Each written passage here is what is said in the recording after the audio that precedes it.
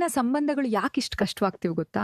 ನಮ್ ಮನಸ್ಸಿನ್ನು ಹಳೆಯ ಕಾಲದಂತೆ ಕೆಲಸ ಮಾಡ್ತಿದೆ, ಆದ್ರೆ ನಮ್ ಜಗತ್ ಮಾತ್ರ ಸಂಪೂರ್ಣವಾಗಿ ಬದಲಾಗಿದೆ. ಹಿಂದೆ ಒಬ್ಬ ವ್ಯಕ್ತಿ ಸಿಕ್ಕ್ರೆ ಅವ್ರ ಜೊತೆ ಬದುಕನ್ನ ಕಟ್ಕೊಳ್ಳೋದು ಸಹಜವಾಗಿತ್ತು, ಆದ್ರೆ ಈಗ ಎಲ್ಲಾ ಕಡೆ ಆಯ್ಕೆಗಳು ತುಂಬಾ ಹೆಚ್ಚಾಗಿವೆ. ಒಂದು ಸ್ವೈಪ್, ಇನ್ನೊಂದು ಮ್ಯಾಚ್, ಇನ್ನೊಬ್ರು ಇನ್ನೂ ಉತ್ತಮ ಇರ್ಬೋದು ಅನ್ನೋ ಭಾವನೆ, ಇದು ನಮ್ಮ ಮನಸ್ಸಿಗೆ ಒಂದು ಬಲೆ ಆಗ್ತದೆ. ಪ್ರತಿ ಸಂಬಂಧಕ್ಕಿಂತ ವ್ಯಾಲಿಡೇಷನ್ಗೆ ಅಡಿಕ್ಟೆಡ್ ಆಗ್ಬಿಡ್ತೀವಿ.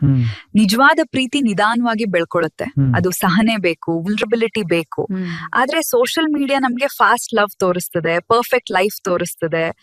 ಇದರಿಂದ ನಮ್ ನಿರೀಕ್ಷೆಗಳು ರಿಯಲ್ ಆಗೋದಿಲ್ಲ. ನಿಜವಾದ ವ್ಯಕ್ತಿ, ನಿಜವಾದ ಭಾವನೆಗಳು ಅವು ಪರ್ಫೆಕ್ಟ್ ಆಗಿರೋದಿಲ್ಲ, ಆದ್ರೆ ನಾವು ಪರ್ಫೆಕ್ಟ್ ಹುಡುಕುತ್ತಾ ರಿಯಲ್ ಕನೆಕ್ಷನ್ ನ ಕಳ್ಕೊಳ್ತೀವಿ.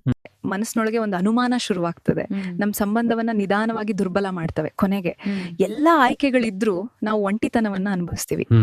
ನಿಜವಾದ ಸಂಬಂಧ ಪರ್ಫೆಕ್ಟ್ ವ್ಯಕ್ತಿಯನ್ನ ಹುಡ್ಕೋದಲ್ಲ, ಅದು ಇಂಪರ್ಫೆಕ್ಟ್ ವ್ಯಕ್ತಿಯ ಜೊತೆ ನಿಜವಾದ ಸಂಬಂಧ ಕಟ್ಕೊಳ್ಳೋದಾಗಿದೆ.